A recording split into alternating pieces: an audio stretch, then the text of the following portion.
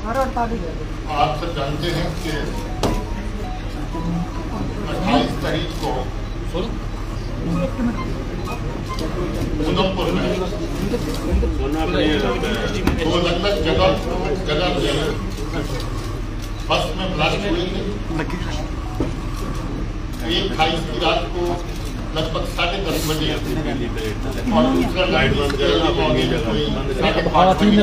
हाथ नीचे रखो ना यार, क्या कर रहे हो। दोनों ही जगहों पे बस स्टैंड थे और जो रात को पार्किंग होती बसेस की वहां पर बसेस उस वक्त लगाई गई। इत्फाकन ब्लास्ट के टाइम पे बस में सवारियां नहीं थी, मगर बगल में कुछ लोग एक दो जो बस में होते हैं उनको हल्की फुल्की लगी थी। मुझे ये बताते हुए खुशी हो रही कि ये ब्लास्ट का केस बहुत ही कम समय में उधमपुर पुलिस के ऑफिसर्स ने एडीजी साहब की क़यादत में वर्कआउट किया है और इसमें जो दोषी है उसको पकड़ लिया गया है। पूछताछ के दौरान उसने अपनी इन्वॉल्वमेंट तस्लीम की है, मानी है और ये चीजें भी पता चली हैं कि ये ब्लास्ट जो किया गया उसमें जो आईडी इस्तेमाल हुई कहां से आई, कैसे आई, किसके कहने से आई। मैं थोड़ी सी तफसील जो स्पेसिफिक इस केस में है चाहूंगा कि एडिशनल डीजी जम्मू आपके साथ शेयर करें और उसके बाद अगर आपके कुछ सवाल होंगे तो उन सवाल का जवाब देंगे। वो आपका मोबाइल आ रहा है ऊपर से यार।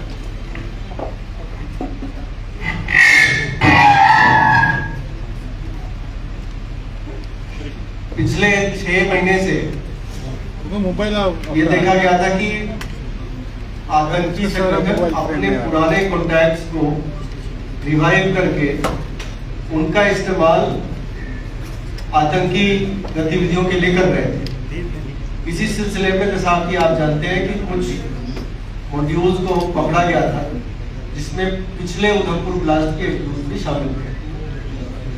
इसी कड़ी में मोहम्मद अमीन भट्ट इलियास खुबैब जो डोडा का रहने वाला है, इसने उधमपुर में पिछले ब्लास्ट में भी इसका हाथ था और अभी के ब्लास्ट में भी इसी आतंकी ने जो कि पाकिस्तान में जाके सेटल हुआ है वहां से इसने अपने कॉन्टैक्ट्स को रिवाइव किया, जिसमें असलम शेख नाम का आतंकी जो बसंतगढ़ उधमपुर का रहने वाला है उसको इसने सोशल मीडिया ऐप्स के जरिए कॉन्टैक्ट किया और उसके बाद इसको 21 तारीख सितंबर को इसने कहा कि तुम्हें कोई सामान जो है मैं ड्रॉप करवाऊंगा ड्रोन के जरिए, उसको पिकअप करना है।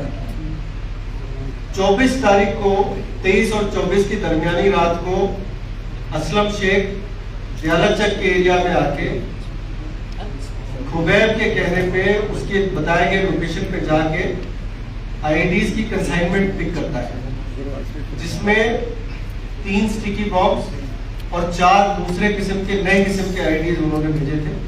ये वो रिसीव करता है और अपने घर ले जाता है।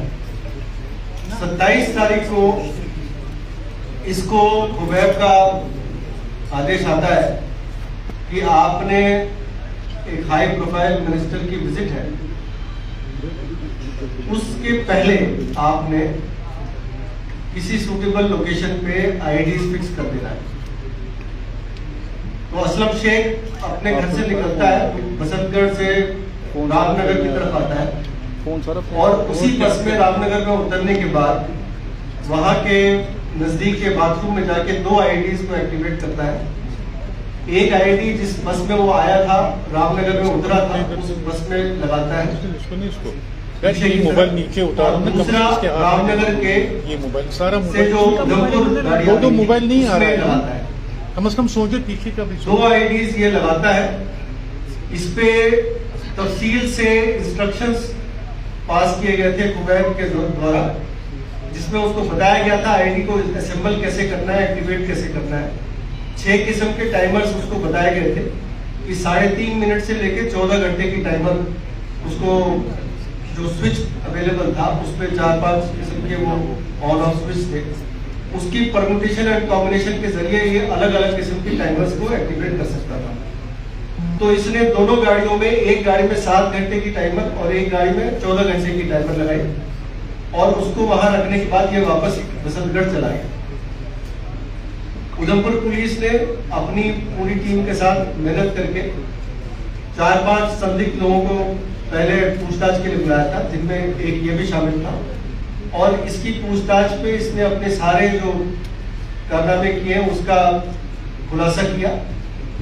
इसकी शिनाख्त पे 5 जो बची हुई आईडीज थी वो बरामद कर ली गई, जिसमें 3 स्टिकी बॉम्ब है, 2 और उसी किस्म के आईडीज थे जो कि वहां पे उधमपुर में लगाए गए थे। इन सबको यहाँ डिस्प्ले पे रखा गया है और आप इनको देख सकते हैं।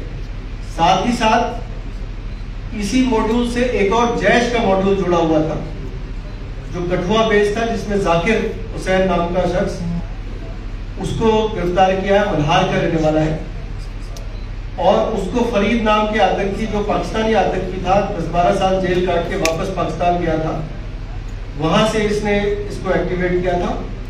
उसकी गिरफ्तारी के बाद भी उसकी शिनाख्त पे एक स्टिकी बॉम्ब बरामद किया गया है।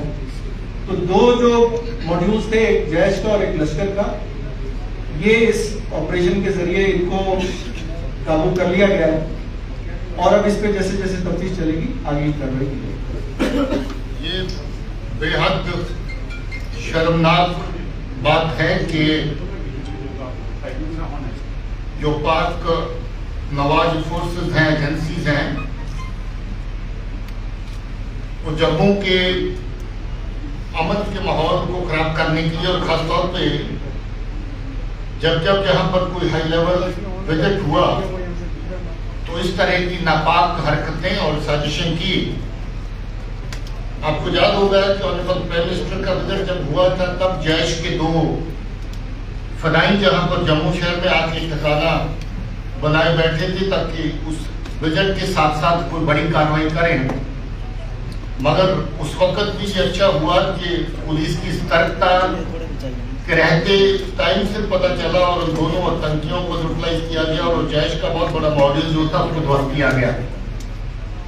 इस बार भी ये लश्कर का मॉड्यूल है, बेसिकली असलम शेख लश्कर के साथ वाबस्ता है। 2005 में ये एक्टिव आतंकी होता था और बिलावर के केस में गिरफ्तार हुआ था, जिसमें इसको सजा हुई थी और थोड़ा ही अर्सा पहले जेल से छूट करके ये वापस आया था, और जेल से छूटने के बाद ही ये पाकिस्तान में बैठे अमीन के खुबैब जिसको कहते हैं उसके कांटेक्ट में आया और इसको ये कार्रवाई दी गई कि इस वक्त जो बड़ा एक विजिट दिल्ली से प्लान हो रहा है उसके पहले कोई बड़ी कार्रवाई की जाए, और उसको जगह भी दी गई कि उधमपुर में जहां पहले किया था उसी जगह पर इस तरह के फिर से 2 बड़े धमाके जो है उनको अंजाम दिया जाए।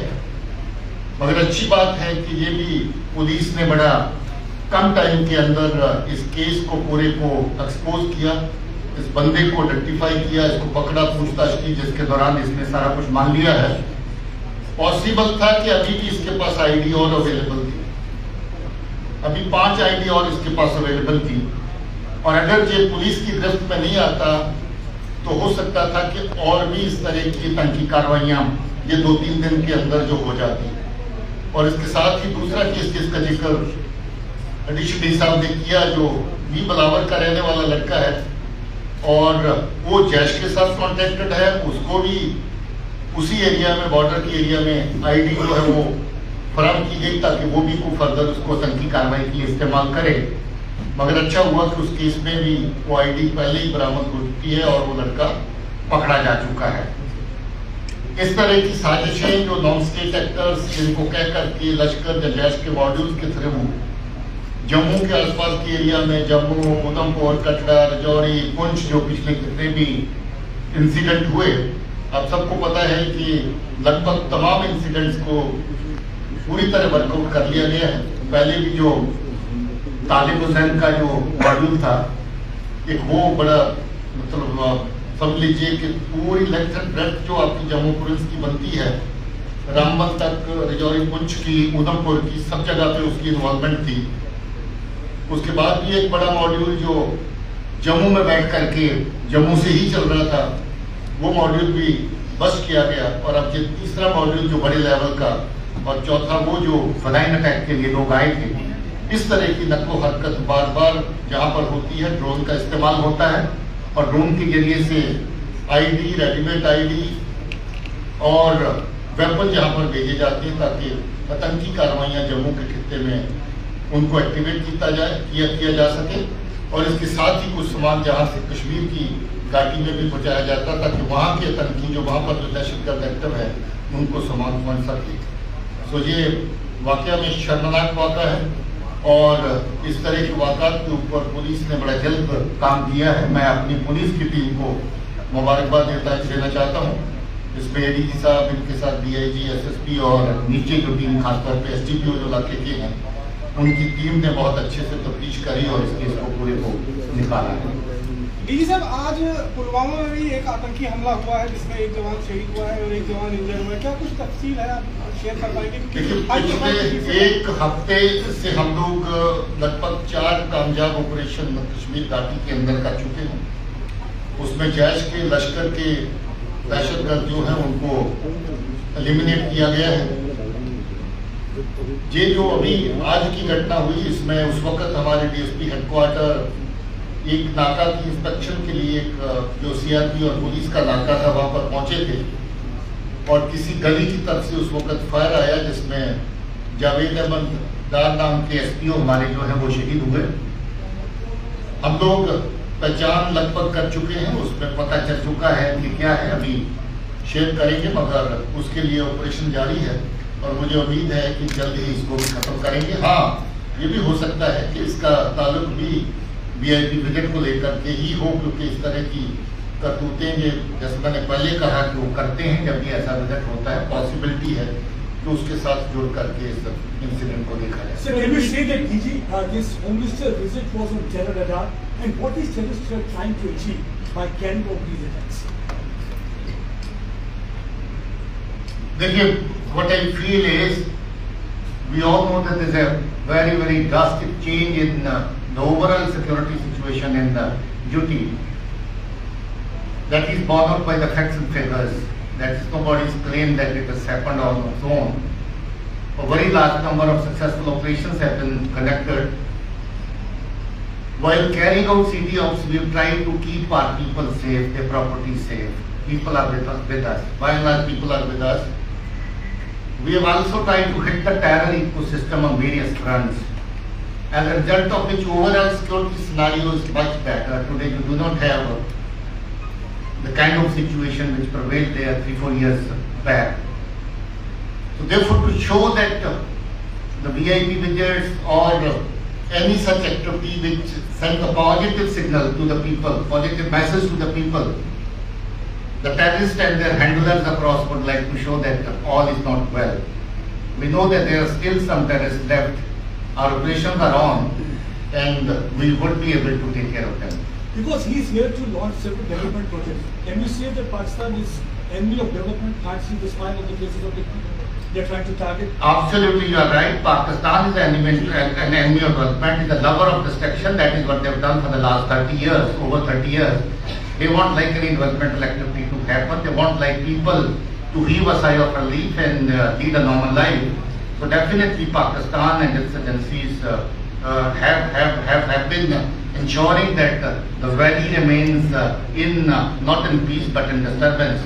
But now the things are better, things are improving every day. So therefore, definitely I would say that that is the purpose behind this kind of act. In this case also, in the Udaipur last case also, weapons were smuggled through. So it's a huge challenge for the security agencies. We understand that many steps have been taken to counter the drone menace. So what else will be done? Because time and again we have seen that weapons are being transported and even drugs are being smuggled to ruin the future of youth of Jammu and Kashmir. What are the steps being taken to counter this threat? See, the one thing that has been very, very favorable to us is that we have got a lot of print available with our police and our agencies working here. And that is why we have been able to successful to bust so many modules who are indulging in weapons smuggling through the use of drone. one single case, over 30 sorties were received by a particular person, and that case, that module was busted. Similarly, most of the sorties which were planned to carry out terror attacks, ready-made IDs were sent from across. Police and the security forces and the intelligence had information, we were able to intercept most of them. I think as a technology, we are working to ensure that we have better countermeasures on ground, but as of now, whatever has been done in terms of surveillance devices that we have and our human int and other technical int, we've been able to thwart most of their attempts. We would like to do more in this regard and we are working on it. Sir, yesterday the Jammu and Kashmir police and the Punjab police carried out an operation in Poonch wherein a drug racket was busted. Sir, we have seen in the recent past that there are attempts being made to revive terrorism in Punjab. So have you been able to find any connection between Khalistani terrorists and the terrorists operating in Jammu and Kashmir so far, sir? Would you like to?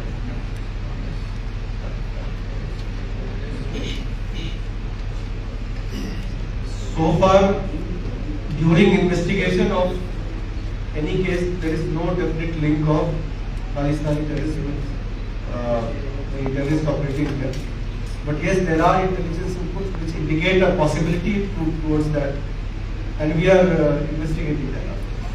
Terror funding part, definitely there is a very strong link between what has been happening in Punjab and what is happening in JK. Most of our terror organizations, terror outfits were getting funding from the narco trade, and that happens via Punjab as well.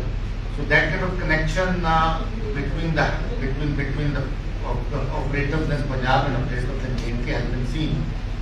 But generally the handlers across in Pakistan seem to be common in both countries. So they are the ones who control the operations in Punjab and this side. But there is no direct linkage as of now, which has come in any of our investigations. Sir,